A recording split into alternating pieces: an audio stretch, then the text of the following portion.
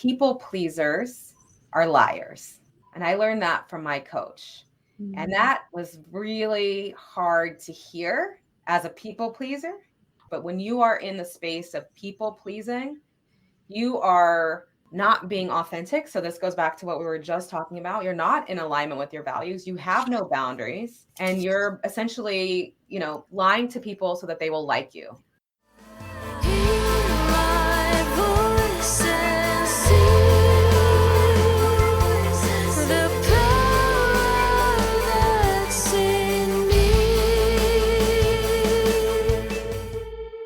Voices of the Goddess. Welcome back to another episode of Voices of the Goddess, where brilliant women come to take a break from their successful and sometimes overwhelming lives to level up, live free, and create abundance. If your hectic life has you feeling a bit lost, if you're building your career, brand, or business, or if you simply want to get the most out of life, this podcast is for you. I'm your host, Julieta Wenzel, founder of Body and Soul PT and Soul Candy. And I'm your co-host, Graciela Laurent, professional portrait photographer specializing in boudoir and personal branding. Whether you're relaxing with a cup of coffee or running around town, we've got you. Whatever you're doing, thanks for bringing us along and sharing a laugh. Here comes the magic. Hello, hello. We are live yet again. I was leaving the whoop whoop for you. Well, I'm going to change it up and I'm not going to do the whoop whoop today. Oh, okay. No whoop whoop necessary. No whoop whoop necessary. We're taking up a lot of space on YouTube, I love this. We're just putting our, selves out there. We are. So, what's new in your world? Oh, you want me to ask you a funny question for today? Let's see. I do. Well, I don't know if it's funny, but let's see. Here's a good one. What purchase have you made, like less than $100 or, something small, but that has positively impacted your life? That's a good one. So, because I have such a terrible memory, but last week, this is kind of funny. I purchased copal sticks, which were like almost nothing. But can I tell you how happy they make me? Because every time I burn it, they just smell good by themselves, but also it takes me back to our Mexican retreat every time I burn it. Oh my God. And because, we talked about that numerous times, like the retreat center was burning it everywhere all day. Like wherever we walked, there was this beautiful. I swear there was practically somebody chasing us with copal. We'd come out of our casita and there would be a stick of copal burning. And then we'd get to the dining hall and there would be copal burning. And it's just, like there's a lot of things that we burn and some of them smell great. Some of the fake incenses that people burn just burn my nose and I can't stand it. But there's something about the copal that just is very like grounding and nurturing and it just feels good. So it was like, I bought like 80 sticks of it also so I could share with the people who attended our event last Friday night.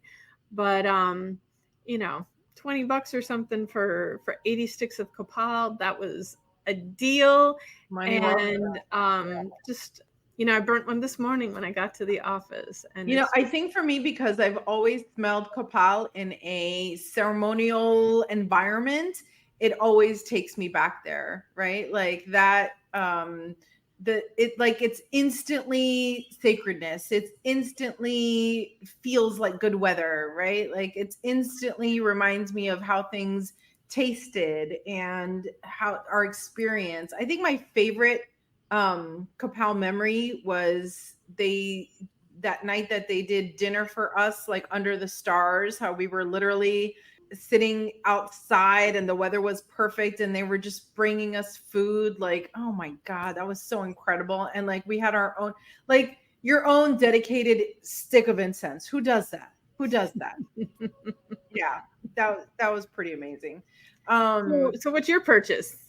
Well, you're going to laugh, but it's probably all my malas that I get from Julieta Soul Candy. So I today love that one. I'm wearing this one, which it's orange. What's this stone again? That's carnelian. Carnelian. I can never remember. I just know how they feel. I can never remember the names of the stones, but this one I wear because I love the creativity that I feel. But I have another one that has tiger's eye, and that one is what I call like my moneymaker. It is my manifestation one, and every time I have a big event that I just need like an extra boost, I'm telling you, it shows up, it does the job. Like that is absolutely one of my favorites. I tend to wear a lot of tiger's eye, like I have quite a few. So I think for whatever reason, that's one of my, one of the ones that's always working with me. It's a good stone. It's a lucky stone. Yeah. Yeah. So awesome. I'm enjoying your work. So thank you for what you do. Thank you for supporting me. All right, let's bring our guest on. Welcome, Laura. Welcome. Thank you so much. I'm so happy to be here. We are happy you're here too. Will you please take a minute to introduce yourself to our audience? Tell them a little bit about who you are, what you do, and what keeps you passionate about what you do. Absolutely. So my name is Laura Kelley. I'm an immigration attorney. I have my own practice, and I am also a life coach for attorneys. And I try to help attorneys find joy, harmony, and peace in their practices and their lives. And I think that what keeps me passionate is helping the helpers. That's what I always come back to, is helping the helpers. And it doesn't have to be just immigration attorneys, but so many women especially get into the law, not because they want to make money, but because they recognize this is the best way that they are able to help society and help other people. And there is helper fatigue. There's what a great niche to go into, because I spent 20 years in the legal field, and the staff were just so completely unprepared for I'm going to call it like the secondary trauma that you're experiencing because of the stories that show up, right? And the clients and their experiences. And, everyone taught us how to do the job, but no one told us how to manage the emotional toil of working with folks who have been traumatized. There was a book that I read called Trauma Stewardship, I think it's called. You've heard of it? Yes. And it just, what I love is that the book opens with her talking about how differently she sees the world because of her experiences. So I'm curious, how do you work with attorneys in those spaces? Well, I have to say, I think that people who are dealing with trauma, they need to be specifically trained to deal with trauma, both secondary and primary trauma. And in fact, nowadays, there's this idea that secondary trauma doesn't exist. It's just trauma. Like, why are we making it like primary, secondary? It's just trauma. We are all dealing with a trauma. And when we hear whether something happens to us or we're listening to it, it's still happening to us because we still have to hold space for somebody who's dealt with a very traumatic event. So I think people really need to have very specific training to work with that. Training that I do not have. So I want to be really clear about that. It's not something to just think, oh, I can help people with trauma. No, you have to really be educated and I would say licensed to do that. And so and that's for, I would say, mental health professionals. As a coach or even as a mentor, so I'm also the president of the American Immigration Lawyers Association South Florida chapter. And so, when we're thinking about doing, and I'm also on the our well-being committee for our national organization. And it used to be called the Lawyer Wellbeing Committee, but we're changing the name because we want to include the paralegals, the assistants, the support staff as well. Like, we cannot be just focused on attorneys and the trauma that they're facing or the well-being issues that they're facing. anyways, point being, we have to be very mindful about what we can and cannot do and how we process trauma differently. And so I think the idea is to have the resources to share with people so that they can get the help that they need when it comes to trauma.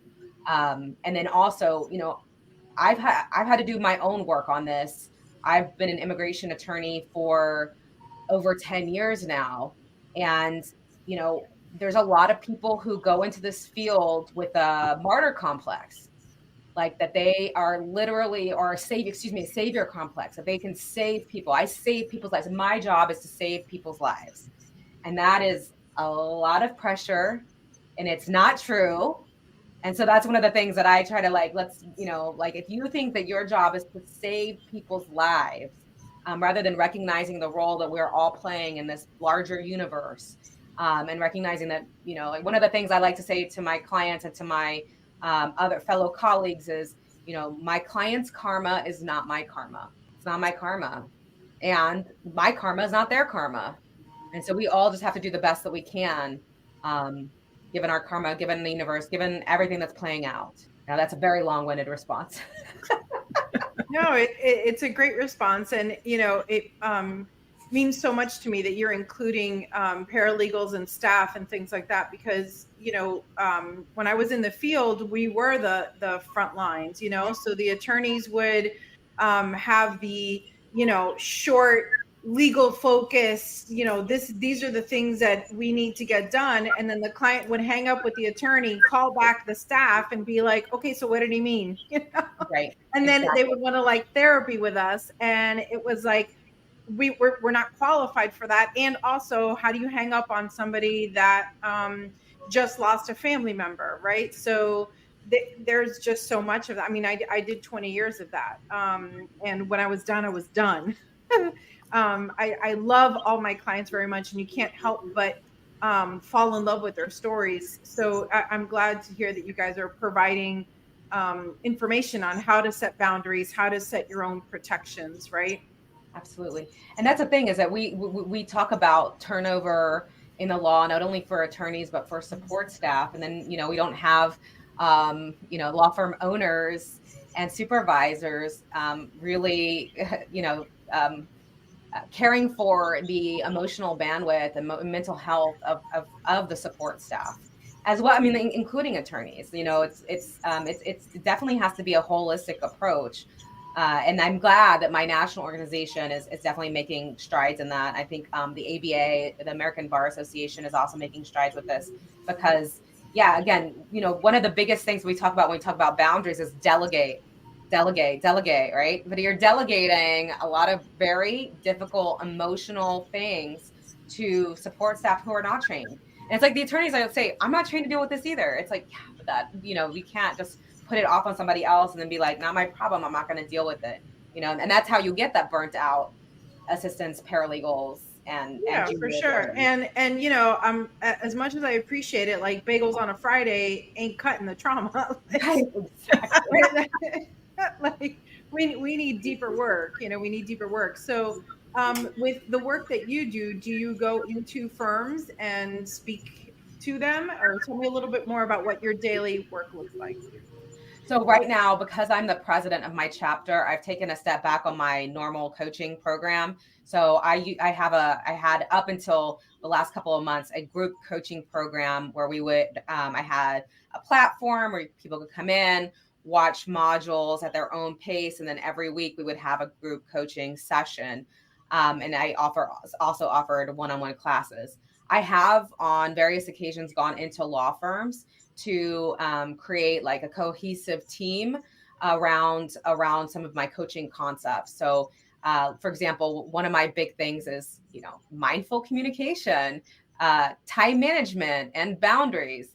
And it's all well and good if a certain portion of a firm does this, right? Or like one attorney does it. But if everybody's not on the same page, you're not having a cohesive team. So going into in a firm setting and getting everybody on the same page is really helpful. And I've had good feedback from the law firms who have worked with me on that. Taking like 3 hours even can really make some changes. But again, the law firm culture has to be prepared for that, because, you know, when I come in and I say, listen, you know, some bosses, you know, want to be able to just pick up the phone and call anybody at any time and interrupt their workflow. You know, same thing with assistants. They just want to come and walk into your office, you know, if you're in person, and ask questions. And my big thing is like, we need to stop interrupting each other so that we can be efficient, so that we can work. And when we set office hours where we can interrupt each other or ask questions or get the support that we need. But it can't be a free for all every day, everybody interrupting people. And the questions I always get is like, yes, but how can I explain this to my boss? I'm like, okay, so that's where the mindful communication comes in, you know? So but the law firm culture has to be prepared to do things differently. And if you know anything about law firm owners,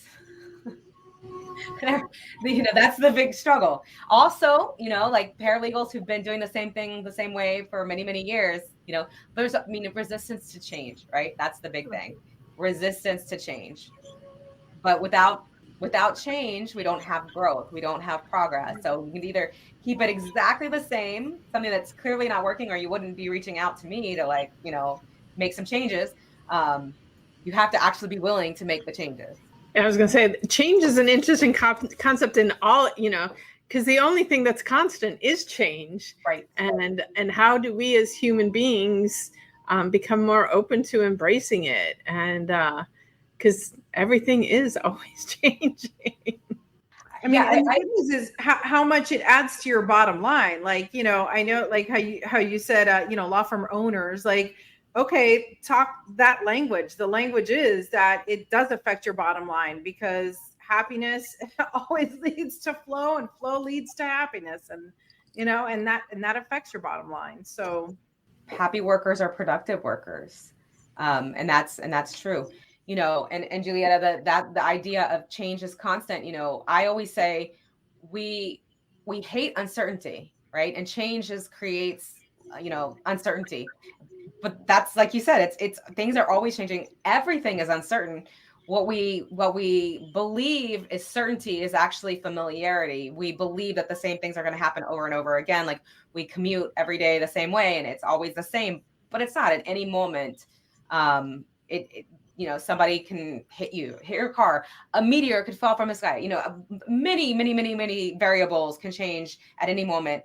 And it's the familiarity is not certainty. It just feels like it. Yeah, 100%. It's fun watching you two, because I have no legal world experience at all. But listening to you guys talk, it makes me realize that it doesn't matter the industry. The problems are out there all over the place, and you know, it's nice to see someone trying to tackle some of the problems and create some positivity. And I hope that it's happening in other areas professionally out there in the world. You know, as someone who is about to leave the Western medical world because I don't belong there. And part of it is because of people's inability to bring the humanity back to healthcare. And you know, but I as you're talking, it's like the humanity needs to be brought back everywhere, because we're not machines just pushing through. And you know, our emotions are evolved, whether you're in the legal field, whether you're in you know, the medical field. It's not just making widgets. There's emotions involved, and all of that needs to be addressed and not ignored. Like, it's a real part of what we do, and we are human. So yeah, let's make some changes out there, world. I love that. As you were saying, I was thinking widgets. But I believe that's, you know, our consumer culture has us as consumers. We're the widgets, right? We have to keep on producing so we can keep on buying, so we can keep on consuming. And we like to look at, I was thinking even, you know, teaching, like schools, you know, it's very much like these students have to be, you know, like this, and we need them to sit still, and we need, you know, yeah, we take the humanity out of just about everything because it's, there's a profit margin, So you obviously have been making this transition, right? So what are some limiting beliefs that you held that you kind of needed to let go of to be able to step into the space where you are now? Well, it's hard because there's there still are, like everybody has limiting beliefs, right? No matter how far we progress, there's limiting beliefs that we're not even yet aware of. But I think that for me, I had to let go of the belief that if I stopped coaching for even a moment, that I would lose my momentum and lose my drive. And I think that, I actually had to trust that I needed the space and time to do my job as chapter president properly, to have time for me as a person and my goals, and have time for my daughter. And so something had to give. So this is one of the things that comes into my time management coaching, right? Is the idea that we can just stuff more things into a certain amount of time is completely incorrect, because something always has to give. And for me, in this moment, I had to put the coaching on the back burner as the lowest priority, because I was not going to put myself as the lowest priority. And so the limiting belief that if I don't keep doing this, I'm going to lose an opportunity to get back to where I was in the future. No, that's false. I had to trust and accept that once I'm ready to get back into my podcasting and coaching space, I'm going to be able to do it from a much different place than if I was tight and constricted and worn thin, So that's one where I'm at right now. That's powerful, to be able to see it and work yourself through that. That's powerful stuff there. And I think it's hard if you're a perfectionist as well. It's like, do. Who says that we're human doers rather than human beings? I forget who that comes from, but that's the idea. We have to just keep doing more and more and more and more and more. And it's like, nope, you have to be able to look at the panorama and say, where am I able to pull more time so that I have time for myself? And for most people, I think it is actually probably scrolling. Right? It's the social media, the scrolling, like the things that, it's not that big of a deal. It's like, okay, well, what do you really want? What do you really want? But something always has to give.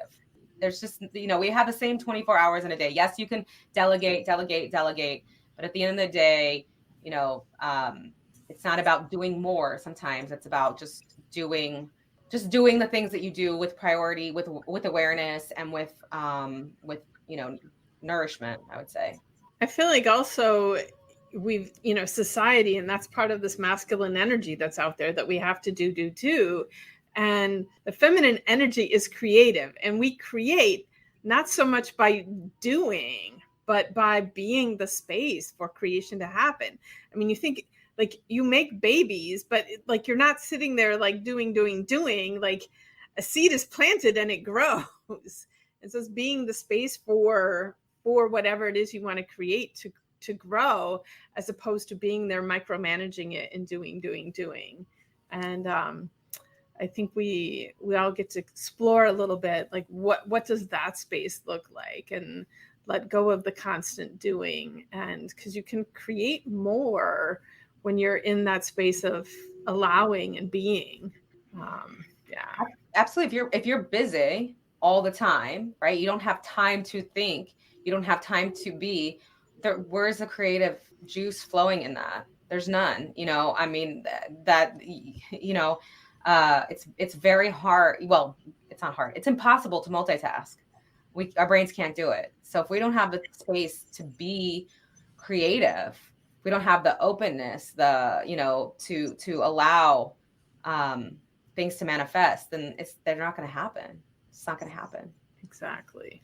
I forget who it was that said that thinking is hard work too, like just sitting back and just let your mind go blank for a hot minute. That counts too. That's part of the process as well. So don't discount quiet time. I want to ask you for a book recommendation. You know, we always say that we're putting together a library of must-read books. And as one of the few lawyers on this show, I'm curious what your perspective is. What's a book that you think everyone should read? So the number one book I would recommend is The Way of Integrity by Martha Beck. That book is, I first listened to it on audiobook, then bought the book and read it and rereading it. She's such a phenomenal teacher, author. She is an intellectual. She's not just like woo woo, not that there's anything wrong with woo woo, but she's an intellectual. She went to Harvard. She's an ex-Mormon, and she wrote this beautiful book about getting back into integrity.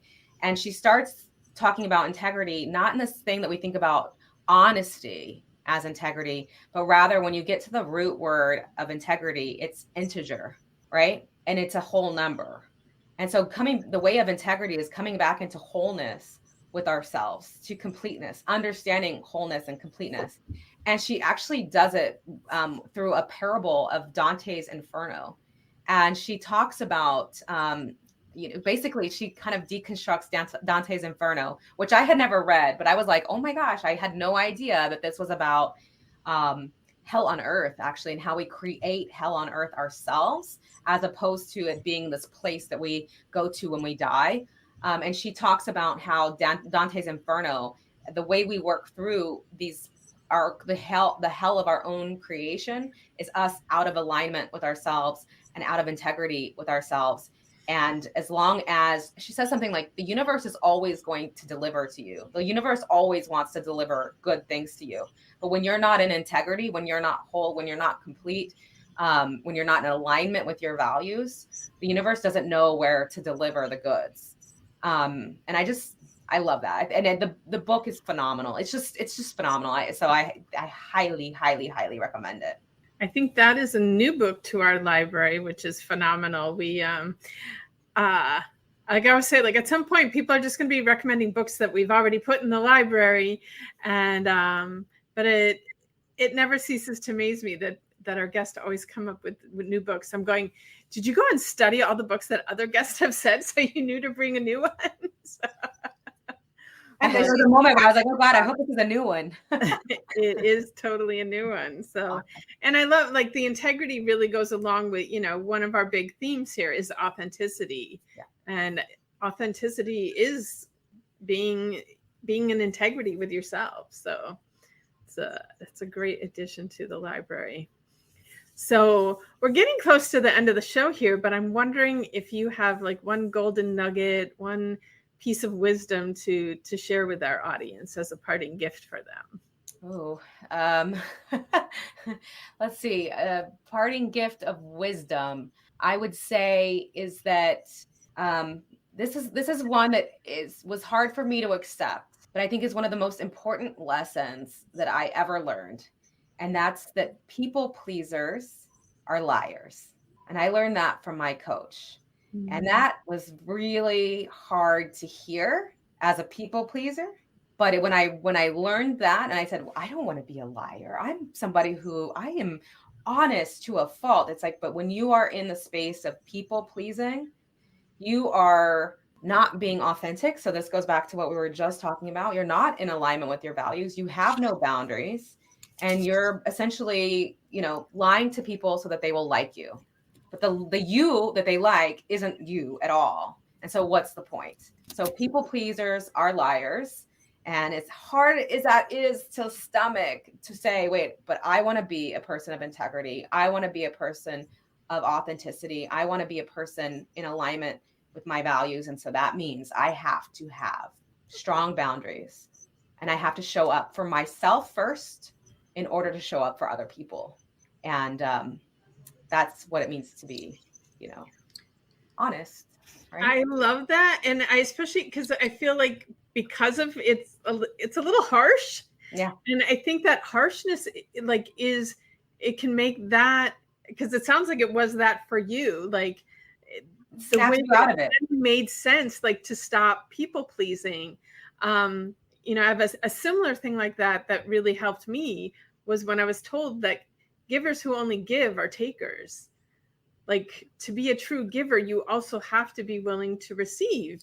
Because if you never allow anybody to give to you, you're robbing them of the gift of giving. Right. And that was when I was like, oh, so like I need to let people help me and do things for me because they feel good doing it. And I need to let them feel good too. So this way of saying, you know, people pleasers are liars, like that, it hits it home at a different level, that it's like, yeah, I really do have to change this.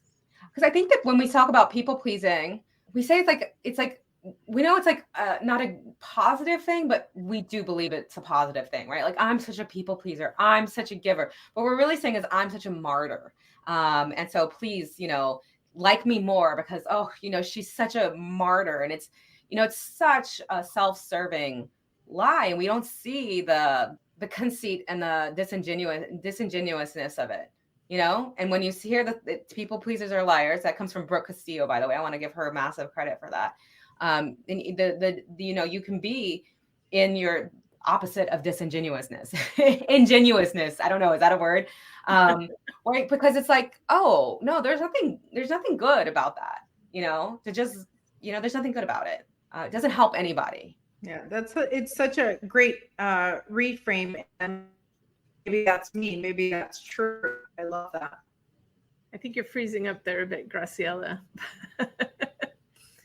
So, but I think that's hopefully that created a shift for somebody out there today, someone who needed to hear that message and stop people pleasing.